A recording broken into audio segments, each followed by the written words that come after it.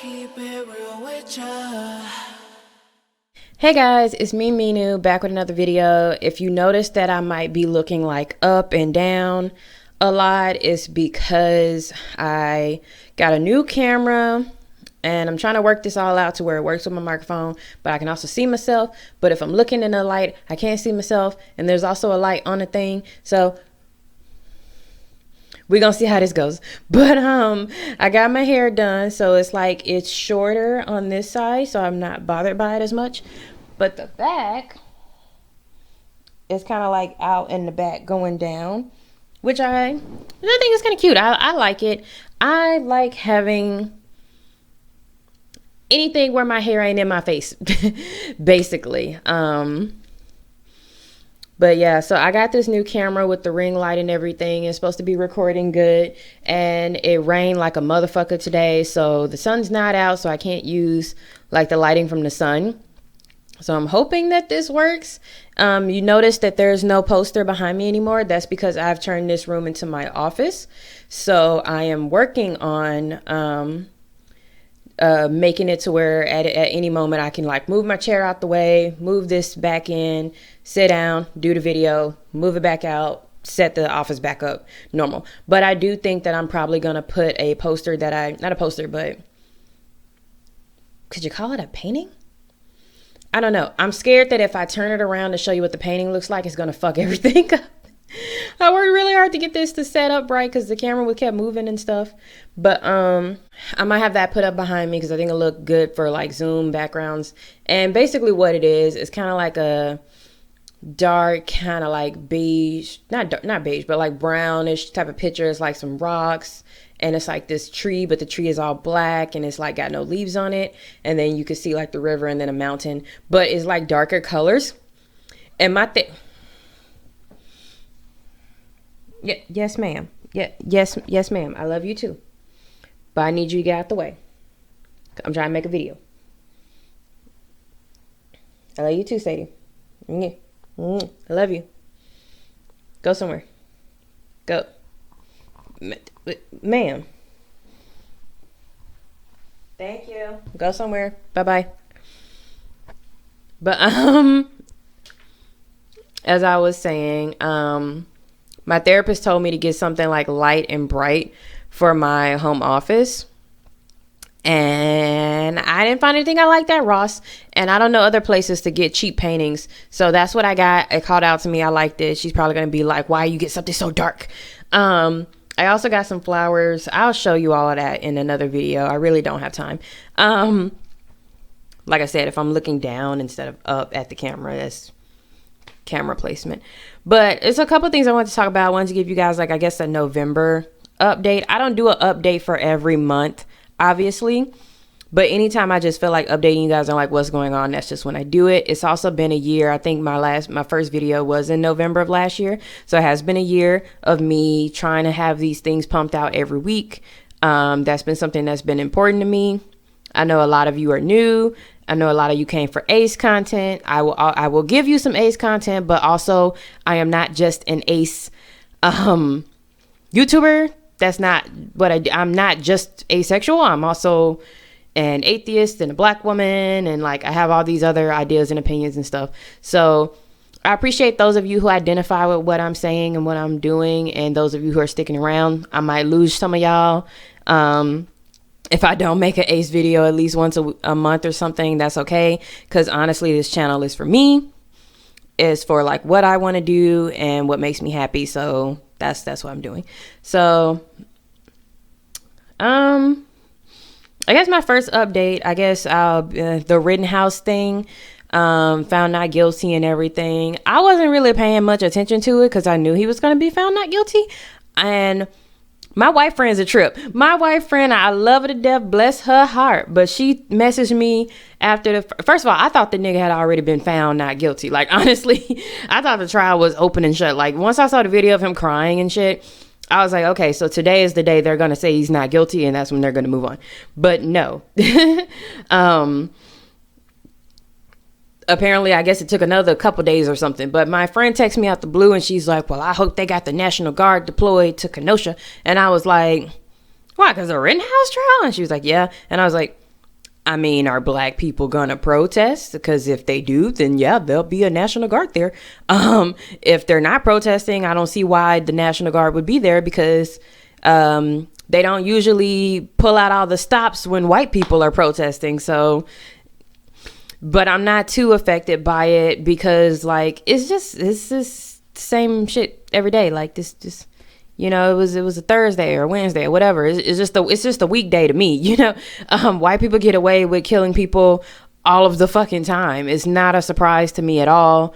The only thing that I'm kind of upset about, I guess, that I feel like could have been done better. I heard so much about him and people fighting over him and whether or not he was a murderer or whatever, which I'm like, obviously he is, but whether or not he should face consequences for the murder.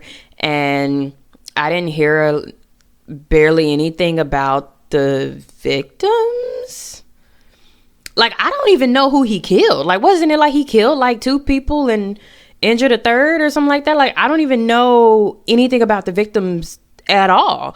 All I heard was this nigga name over and over again. And I mean, like, first of all, like, we all knew the nigga was gonna go free. We knew he was gonna get off. Like, is there a fund for the victims? Like, what's happening? As I look at myself in the camera, I'm like, I look like a unicorn a little bit. But we knew the nigga was gonna get off. I wasn't really like following everything that much. I saw the memes, which I thought was kind of funny, because like anytime a white guy or a white woman is trying to get away with stuff, they always bring out the tears. They always start crying, and sometimes it's just funny, because it's like, especially when you think of like the people who be doing like the most crying, where they be like pulling out all the stops with their crocodile tears, be the same people who like you have some recording or like Facebook message of them prior to the event being like, yeah, I'm about to go commit a crime. You know what I mean? Like, they had like a lot of people were talking about the recording of him being like, can't wait to get a gun and go shoot up the protesters and da da da da da. And then the judge was like, inadmissible. And I'm like, pretty admissible. But the whole thing was a farce. That's why I didn't watch it. That's why I chose not to watch any coverage of it. When Hassan was covering it, I didn't watch it, because I knew he was gonna get away with it. And I honestly felt like there was things that was more worthy of my attention at that time. I was working at my new job, and I wasn't too concerned about something that like wasn't gonna change anything. Like, I remember, like, I think I had talked about the Derek Chauvin trial for killing George Floyd, and like how it was a good thing that he did get convicted.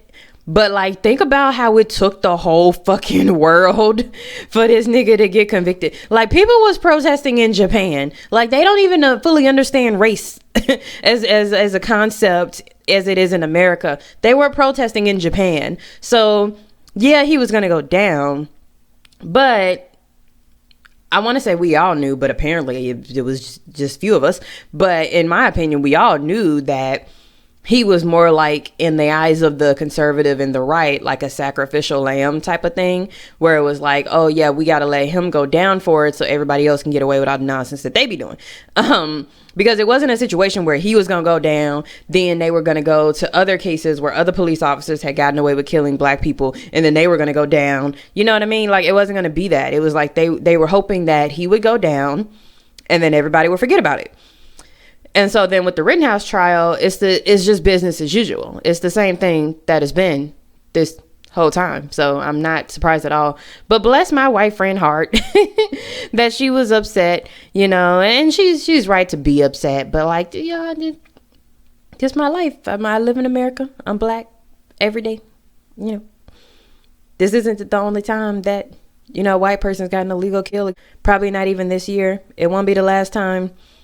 So I wasn't super affected by it, because I was just like, I already knew what was going to happen. But something that I did mention is I started my new job last week. I was really happy about that. I don't know how many people, like, I was on the anti-work subreddit. I don't know how many people are on the anti-work subreddit who are actually like work in HR.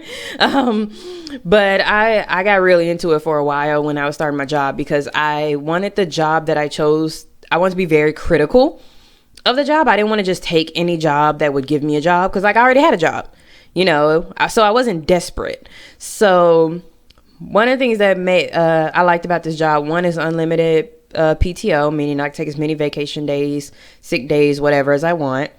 The other thing is that my manager called me the week before I started and was like, hey, what time do you want to start on Monday? What schedule do you want to work? And it wasn't like choose from these schedules. It was like, what time do you like to work? And we'll go from there. And I was like, oh, cool. Now, because I have cats, I tend to be up around 6 a.m. So I got up and I was like, I work at 7. That's fine by me. So I'm kind of the first one working. And it's the company is many remote people. Like majority of the company is remote and majority of the company is like permanently remote. So people are in like different time zones and everything. But I think I was still kind of on before my manager, before my whole team, which I think is good. I have a coworker in India so they're on a different time zone. So sometimes we be talking because it'd be like early in the morning for me, in the night for them. And we'll be just be like, hey, what's up, bro? Do you finish this? Did you finish this? I'll take care of it for you. So I really like that. I got to choose my own schedule. I think that they were really impressed with me and how well I was like taking to everything. Because I kind of like was picking things up, and a lot of the stuff that like I knew already, it wasn't stuff where someone taught it to me. It was something I went out and I learned on my own. So they were very impressed where they could like, she was like, I don't have to start from scratch with you because you already know some of this. I love you too, baby, but I'm trying to make a video. You want to say hi to the camera, Teddy? No. You just want pets. I bet you, booty. Can you go? No, please don't sit down. Okay, I gave you the forehead boops, okay? Can you go somewhere? Sadie? Can you go over there, baby? Yeah, I know. I love you too, but I need you to go over there. Go. Sadie. Come on, baby, down. I actually put Morticia. I locked Morticia in the room because I couldn't deal with it. I couldn't deal with whatever the fuck she was gonna be doing while I was trying to make this video. And Sadie's hopping and stuff, but it's fine. Also, Sadie and Morticia both made cameos in my Zoom meetings, and I would like shoo them away and be like, "What are you doing?" And I would like shoo them away, and then they'd be like, "No, bring it back. We want to see your pets." And I was like, for real?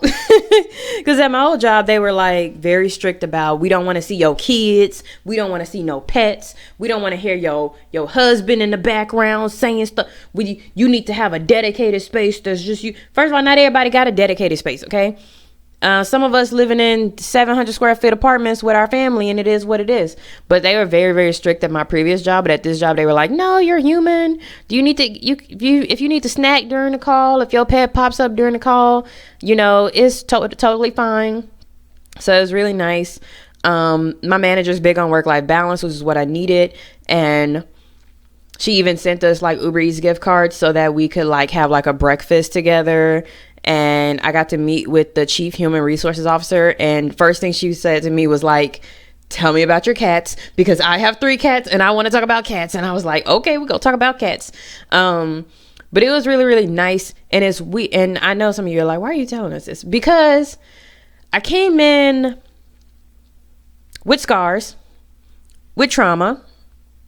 I talked in another video. I forgot the title of it, but the one about like black women, why black women do this to you. I talked about how my first job out of college was like super, super traumatic, how awful it was, how I was treated.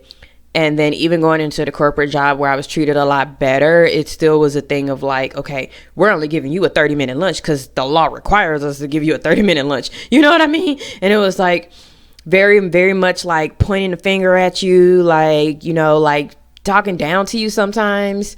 And I didn't like that. And it's not good for someone like me with trauma and stuff and like chronic issues. I kind of needed a job with more like flexibility. I needed a job where people were going to be nice to me. Cause I mentioned my old job, people would like literally be on the phone with me and be like, "Listen, Minu, I know it's not your fault what happened to me, but I'm really upset and I'm going to take it out on you. And I'd be like,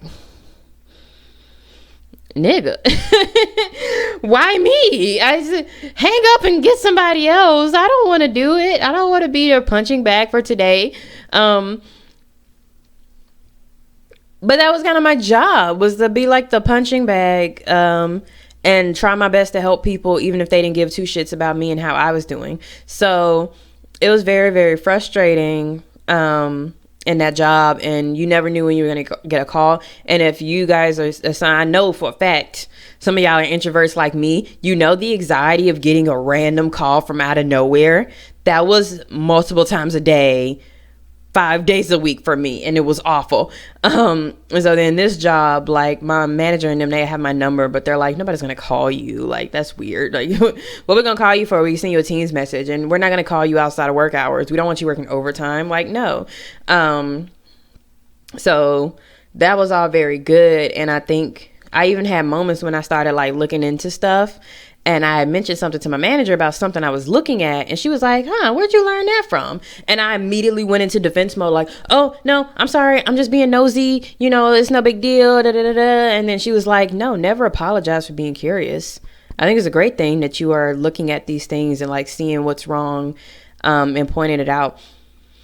And even this, the chief human resources officer was like, we need someone like you who's going to call out things that are wrong, and so that we can fix them. That's what we want. Versus in even my previous position, which, don't get me wrong, my manager was really nice, but every time I tried to change or improve something, someone higher than me would get like their panties in a bunch, and they would be like, well, what is wrong with what I did? I set up something that works just fine. Why she got to make some new stuff? You know what I mean? Or like I would find a new method of doing something, and like my lead would be like, just because it works don't mean you need to be like telling us about new processes. Don't be following new processes just because they work. Don't be making up new methods just because they work.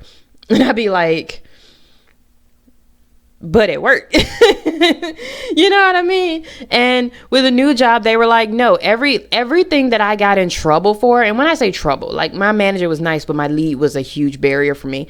So when I say trouble, I mean like she got on me about those things.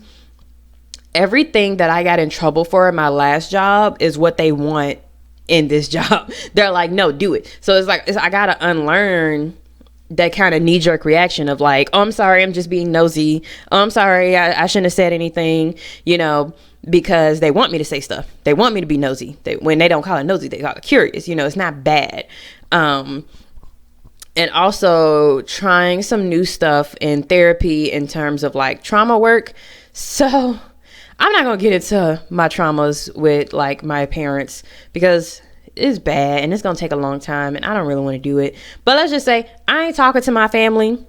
I'm not talking to my mom. I don't know the last time I talked to her, I think she emailed me on like my Yahoo email, and I was like, stop emailing me, because I don't want to talk to her at all. And I might make a video later, but I think I really need to be like in a more healed state to even talk about that stuff. I don't know if I want to make a video about it or not, but basically I got a lot of traumas that I have to work through, and we have been doing EMDR, which is I think eye desensitization, something where your eyes move like this, you know, and they tap you. But it was proving to be too much for my body. Like the trauma was too much for my body, and I was reacting very negatively. So now my therapist has gone to some training, and she learned like this new therapy practice, and she wants to try it out on me. And she says that it's based on attachment and based on like forming healthy attachments and like learning to trust people, which if you are someone with a trauma background like mine, where you have trauma probably before, you have trauma before the age of 5 even. And so you have like a lot of shit stacked on top of each other, but even in like those developmental years, you still have trauma. You never learned healthy attachments. You never learned that you could actually trust people, like really trust people. Like it's one thing, like I tell all my business, like I'm telling y'all my business all the time, but ain't none of y'all gonna, you know, call the police and do a wellness check if I don't make a video, you know, 1 week or something like that. You know what I mean? None of y'all are gonna be a beneficiary on my will. So like there's like there's like certain things that you just don't fully trust people with. And some of you, if you have trauma, or you have attachment injuries, you might be like, of course you wouldn't. Why would you trust people? You know what I mean? You're supposed to be able to trust people. You're supposed to be able to have healthy relationships and healthy attachments to people. And I don't. I have like friends that I care about a lot, and I check in on them and I'm there for them. Do I fully trust them? I don't think I fully trust anybody. So because I don't know how. I never was taught how to actually trust people, because the people who I trusted as a child hurt me. So I have to do this. And my therapist was telling me, she was like, I'm letting you know right now, you're going to be very uncomfortable. And at one point I might even like get physical. Like, she's like, I'm going to get closer to you physically as well as emotionally. And at one point I'm going to hug you. And I was like, you going to hug me? What? And she was like, yeah, I'm going to hug you. And it's going to be weird for you because you're not, good at being close to people. And I was like, but I pay you. You know what I mean? But you're my therapist. And she was like, I know it's going to be the opposite of what you do in normal therapy, because we are going to be forming like this bond that is going to show you how to form a healthy, trusting attachment with somebody. And I was like, but I pay you though. Because like, as much as I love my therapist, both of them, at the end of the day, I know that this is a transaction. This is a business. They're running a business. If I can't pay them, they might help me out like a couple sessions, but I can't see them for free. I can't call them up for free. I text them a little bit, but I only text them about business or if I'm in crisis mode. And even if I'm in crisis mode, guess what? I'm going to be charged a crisis fee. Because that happened to me one time and I was shocked. I was like, why the fuck do I owe so much money? And a crisis fee costs more than a regular therapy session, for reasons that make sense, but it doesn't feel too good to the person who just went through a crisis to be like, oh, and here's my bill after they've calmed you down and stuff. So it's like, no matter how like mad or frustrated I would get with my therapist, at the end of the day, I'd be like, I pay you. This is a business transaction. You're not my friend. And now it's like, she's going to like form this bond with me. And I mean, if she's learning it in therapy, in her training and everything, it's gonna be legal, of course. It's not like we're gonna be dating or some shit. This ain't my girlfriend. But I guess she was like, look, the other stuff we've been trying for the past year or two hasn't been working. The EMDR has been too severe, too triggering for your body. Let's see if we can tackle this stuff from this other way. So I was like, okay, cool. We're going to try to tackle this from another way. It was really uncomfortable. She gave me like a little snippet of it. It was really uncomfortable, but like, it was uncomfortable because I was telling her about a negative situation and she was just affirming me and validating me in like a soft tone. And it made me uncomfortable. Because I don't talk like that, and people don't talk like that to me. Like, I would rather if I said, and then my mom emailed me and somebody would have been like, man, fuck your mama. You know what I mean? I would have rather somebody said that versus like, oh, I can imagine that would be really hard for you because you've tried so hard to do this. And then she goes and she says that, and it can be really heavy. Like, when people do stuff like that, I get really uncomfortable because like, yeah, it's validating, which should feel good. But to me, it feels like a trap. I did a TikTok a while back about like how people defend your abusers when they're family. Like, they're always like, but that's your mom or that's your dad, whatever. And I completely forgot about it. Like, people liked it and stuff, but I completely forgot about it. And then I made a video about my new job. And then somebody who I had trusted in the past, and I had told them, so many things about my traumas and everything. I had actually blocked them on everything, because they started, attacking me and using my stuff against me and gaslighting me and just being the abusive person that I confided in them, that I was being treated that way. And they promised that they wouldn't be like that. And then they turned around and they became that exact person. And so they were blocked on everything, but I don't know how to block people on TikTok. So they commented on my TikTok, basically talking shit, being rude and mean and cruel and all that stuff. And I blocked them and deleted their comment and everything. Because, I don't need that in my space. I don't give a fuck, You might be like, oh, you sensitive. You need a safe space. Yes, sure the fuck I do. Sure the fuck I do. I want a safe space away from the people who hurt me. Because it's one thing for like random people in the comments to talk shit, like they don't know me, but it's another thing for somebody who knows you very well and who you've confided into about your abuse, who decides to turn around and abuse you on a public platform. That's fucked up.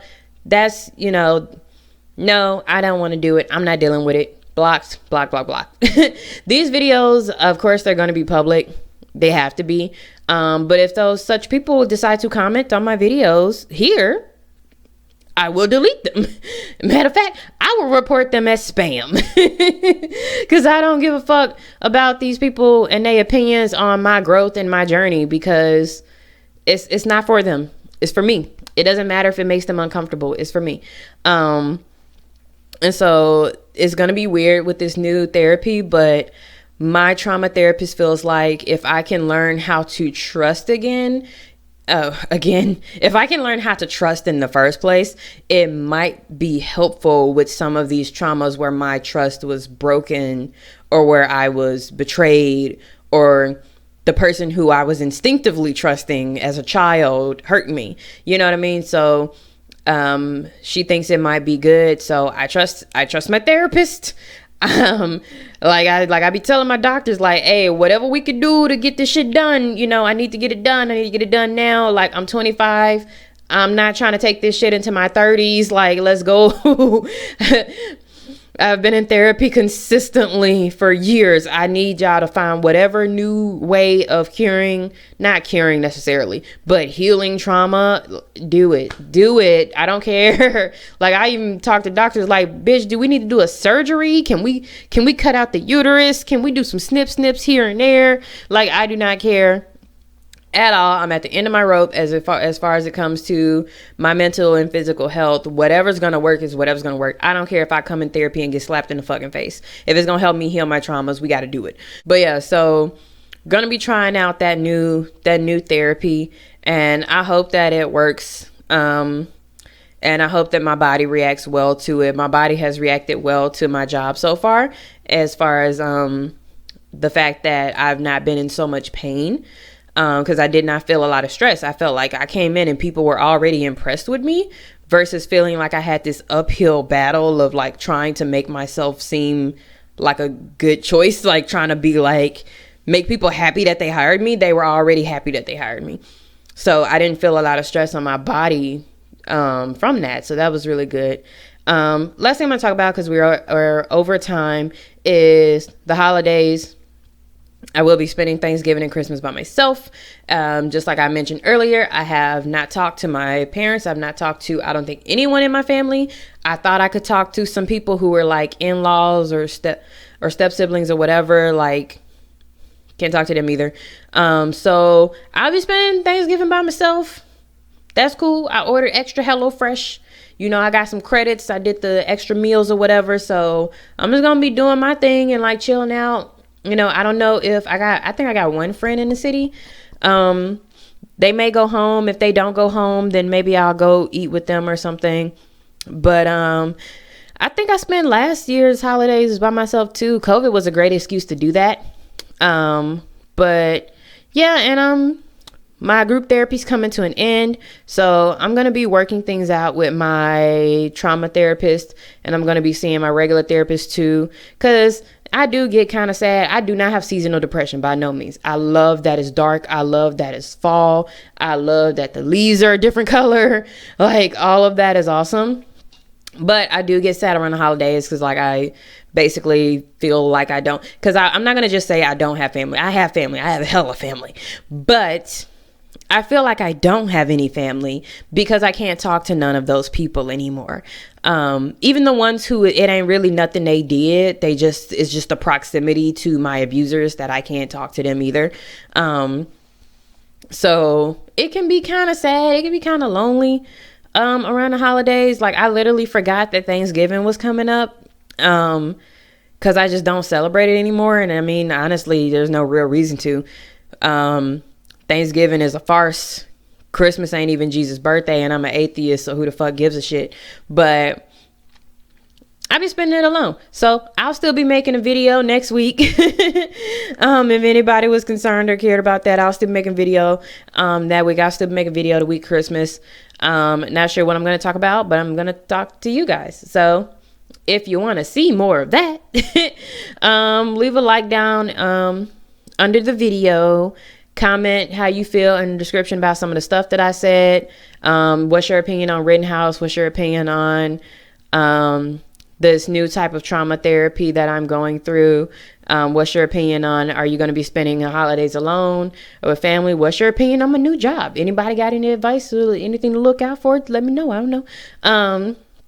But I appreciate all the comments. I like all the comments. I comment on all the comments. So for those of you who stuck around, who watched the video, who like the videos, who comment the videos, know I do see you and I really appreciate you.